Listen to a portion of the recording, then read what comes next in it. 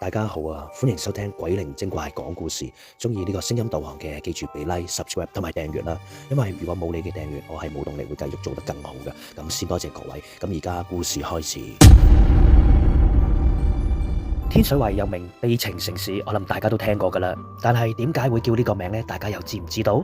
因為喺十幾20年前，呢個地方發生咗好多單倫常慘案，令到呢個地方愁雲慘霧，所以啲人叫佢做悲情城市啦。